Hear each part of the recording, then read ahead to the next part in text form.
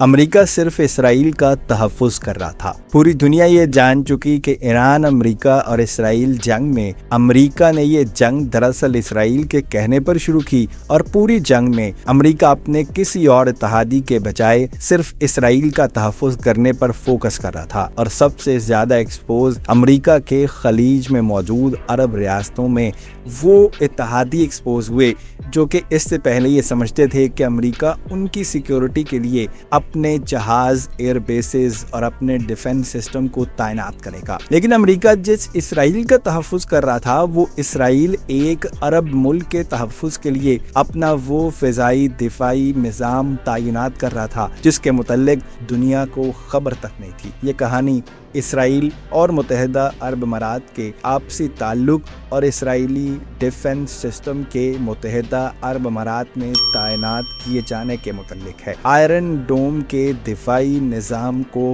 خفیہ طور پر تعینات کیا گیا ہے۔ اس خبر کے مطابق اسرائیل نے اس جنگ کے دوران ایک قدم آگے بڑھ کر عرب ریاستوں میں جس ریاست کو سب سے پہلے، بلکہ یوں کہا جائے کہ سب سے زیادہ تحفظ دینے کی کوشش کی، وہ متحدہ عرب امارات کی ریاست تھی۔ اسرائیل میں ایران جنگ کے دوران اپنے آئرن ڈوم دفاعی نظام، اور صرف دفاعی نظام ہی نہیں بلکہ فوجی دستے خفیہ طور پر UAE میں تعینات کیے۔ یہ پہلا موقع ہے کہ جب آئرن ڈوم اسرائیل کے باہر استعمال کیا گیا ہے۔ ایک سوال پیدا ہوتا ہے، کیا اسرائیل اور UAE کے آپسی تعلقات مسلم ملک کے خلاف تھے؟ کیونکہ اس جنگ کے بعد اب یقینی طور پر یہ ڈائنامکس تبدیل ہو جائیں گے۔ خلیجی ریاستیں اور ان میں بھی خاص طور پر UAE کے ساتھ ایران اور دیگر مسلم ممالک کے تعلقات کو اب ایک نئی مدد سے، بلکہ یوں کہا جائے کہ اسرائیل کے لینز کے ساتھ دیکھا جائے گا۔ ادھر یہ خبر سامنے آئی تو ایران نے بھی بڑا اعلان کر دیا ہے۔ ایران کے انقلابی گارڈز نے بیلسٹک میزائلوں کے زیر زمین سرنگوں کی ایک نئی ویڈیو جاری کر دی ہے، اور ایران اس سے پہلے یہ اعلان کر چکا ہے کہ اب کی بار وہ جو میزائل حملہ کرے گا، اس کا کسی کے ذہن اور وہم و گمان میں بھی نہیں ہوگا